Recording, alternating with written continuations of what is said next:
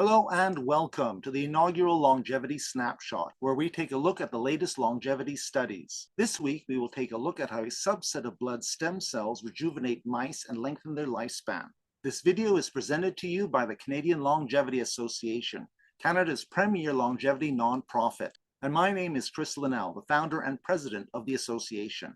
If you'd like to find out more about what we do, then please check out the links below this video. In addition, you'll also find a link to the study being reviewed here. And also, don't forget to like this video and subscribe to our channel. In this study, researchers found that there is a subset of hematopoietic, or blood stem cells, which retain youthful characteristics even in old age, and when transplanted from old animals into other old animals, can provide numerous benefits, including lengthening their lifespan. With aging, our stem cells become increasingly dysfunctional, and that is one of the main drivers of aging. Previous studies have shown that if you give young blood stem cells to older animals, they live longer.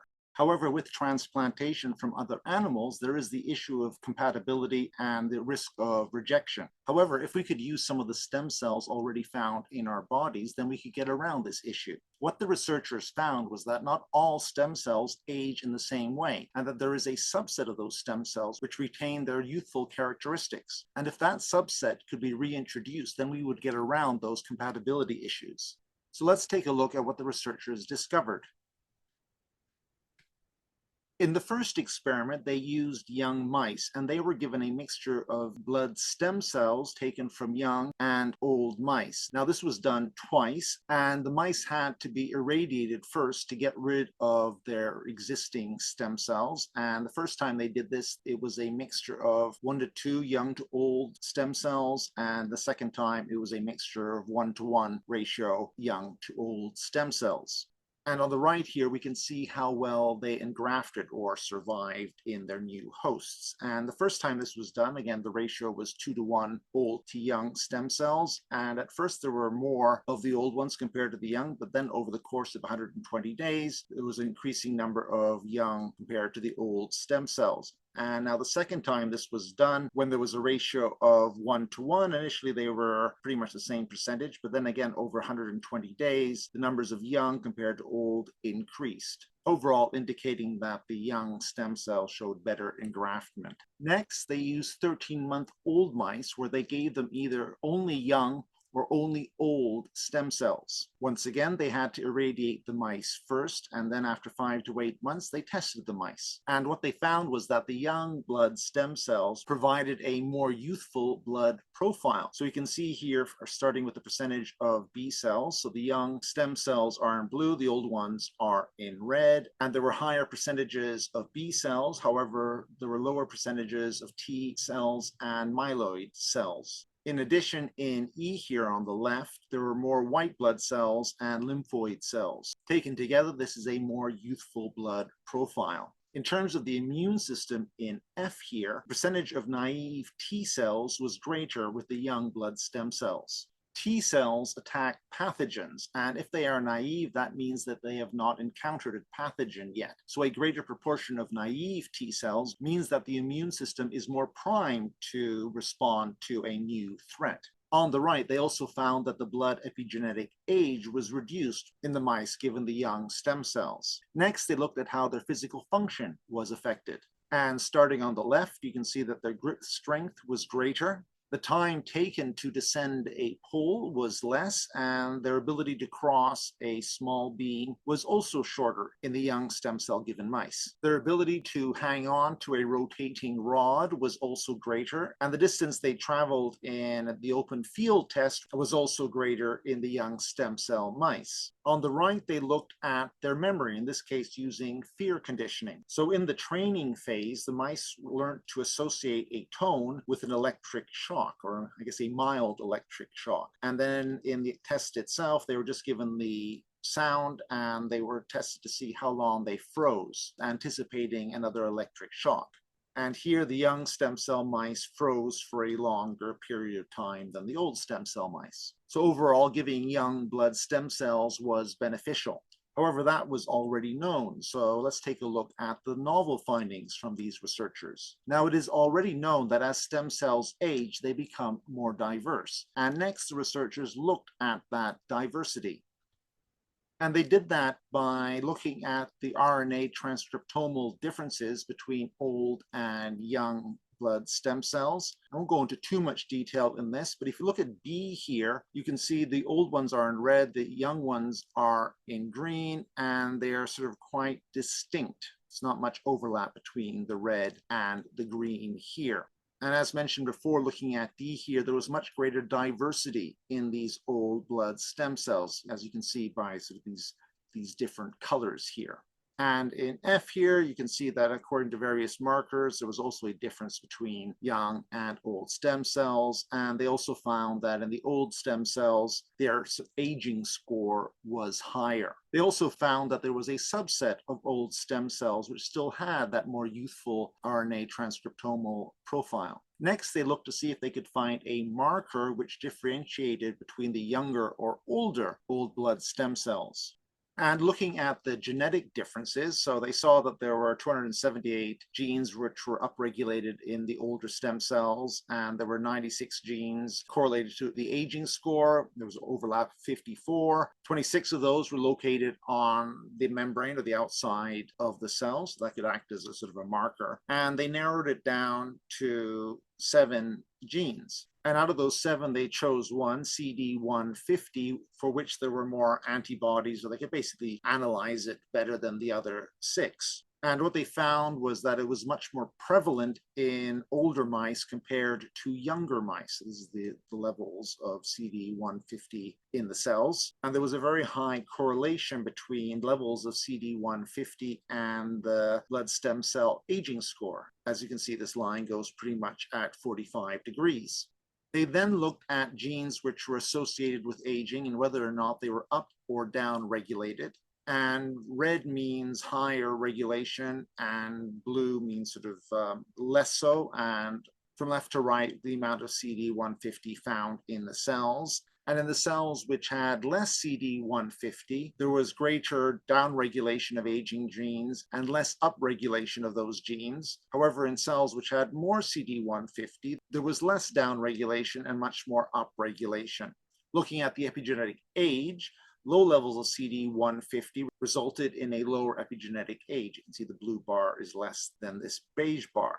They next looked at the accessibility of genes in our DNA and comparing young to old mice and also low to high CD150 mice. And just looking at these sort of spikes, you can see that the low CD150 was much more closer to the young mice compared to the old mice, and the high CD150 mice were much similar to the older mice in general. And this was the same in both open and closed regions. I guess open meaning more easily accessible, and closed regions meaning it's harder to access the actual genes. Next, they took either low or high CD150 blood stem cells from old mice and gave them to other mice, once again doing this twice. And looking at the engraftment, we can see the blue line being the low, red line being the high, and both in the first and in the second transplantation, there was much higher engraftment of the low CD150 stem cells compared to the high CD150 stem cells, again indicating that they were more youthful. Next, they looked at the differences between these low and high CD150 stem cells. And without going into the details, what they found was that the old CD150 stem cells could self-renew, but they couldn't differentiate as well as the low CD150 stem cells. And differentiate means being able to turn into the various different cell types. So that's, of course, what stem cells do. They have the ability to turn into all the various different types of cells. In this case, the blood stem cells can turn into all the various different types of blood cells. Next comes the very interesting part. And here they took the blood stem cells from old mice, 24-month-old mice, and gave them to other old mice, slightly younger, but still relatively old mice at 13 months of age. And they gave them either all low CD150 blood stem cells, the regular ratio or the whole blood, or just high CD150 expressing blood stem cells. And after 5 to 8 months, their blood and physical performance was tested. And starting with the blood, now in each of these charts, the light blue are the low CD150, purple is the whole blood, and the sort of the beigey red is the high CD150 containing blood stem cells. And in each of these, you can see that there is a gradated difference going from low to whole to high containing cells, and there were more B cells, less T cells, and also less myeloid cells. And with the complete blood count, there are more white blood cells, more lymphoid cells, more neutrophils, more eosinophils, more red blood cells, and also a lower mean corpuscular volume, all indicating a more youthful blood profile with lower levels of CD150. Moving on to the immune cells, and once again, the percentage of naive T cells or naive CD8 plus T cells was much higher in the low CD150 cells. And looking at two sets of T cells which have been exposed to pathogens, there were lower levels in the low CD150 cells. Next, looking at physical performance, once again, we can see that in the low CD150 mice, their physical performance was better than in the old CD150 mice. So you can see here on the grip strength, wire hanging, how long they can sort of hang on a wire, once again, how quickly they can cross a beam, or how quickly they can descend a pole, or how long they can stay on a rotating rod, or how long they can basically go on a treadmill before they get exhausted. In all these cases, the old mice given the low CD150 stem cells performed better. And only in the treadmill test did that improvement not reach statistical significance. So yeah, the p-value is over 0.05. In all the others, however, it did reach statistical significance as indicated by either 2 stars or 1 stars or even 4 stars here for grip strength. Now it gets really exciting, at least for me. And looking at F here, you can see the epigenetic age of the mice, which was much lower in the low CD150 mice compared to either the whole or the high level CD150 mice. And once again, that was a significant difference. And here in G, we can see how that translated into actual lifespan. And in these survival curves, blue are the low CD150, gray are the whole blood transplants, and the beige are the high CD150 transplants. And as you can clearly see, the blue survival curve is further to the right of the other two. Both the median and maximum lifespans were greater. And in percentage terms, there was a 9.4% increase over the whole blood stem cells and an 11.5% increase over the high-level CD150 mice. And in terms of maximum lifespan, there was a 7.2% increase over the whole blood stem cell mice and a 16.9% increase compared to the high CD150 mice, which is not too shabby.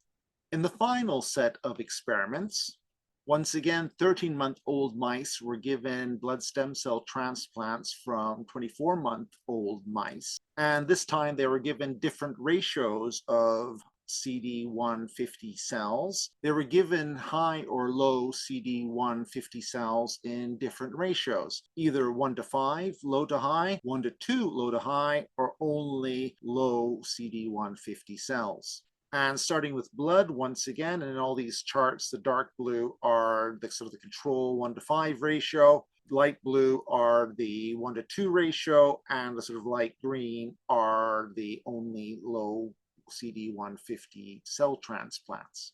So just to add that the ratio of 1 to 5 is the control because that is the ratio that was found in the older animals. And looking at the results, once again, the percentage of B cells was higher in the pure ratio of low CD150 cells. Compared to the previous experiments, the middle ratio was actually had higher levels of T cells, though the researchers don't sort of mention the significance or lack thereof of that. And the myeloid cells were lower, as we also saw in those previous experiments.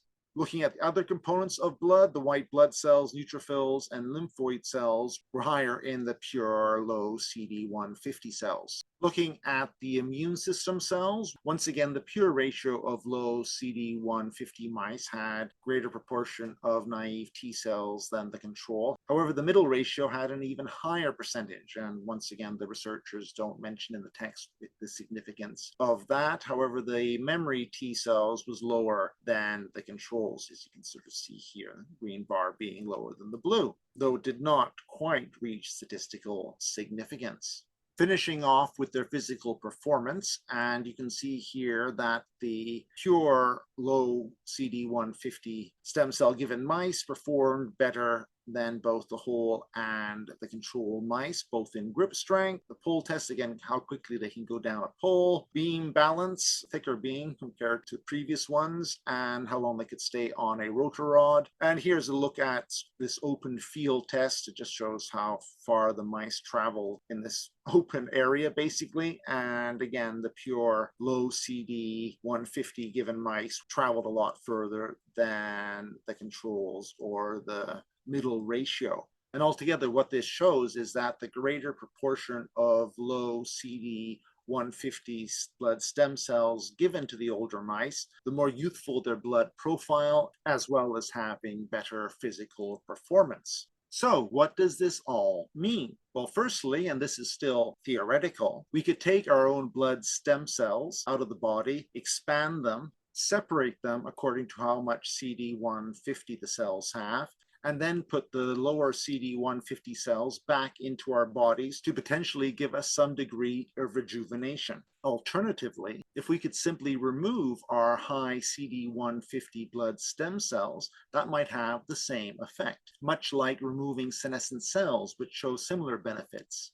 I hope you will agree that this was an intriguing study. I'd love to hear your thoughts about this paper, so please add them to the comments below. And with that, the first longevity snapshot is done.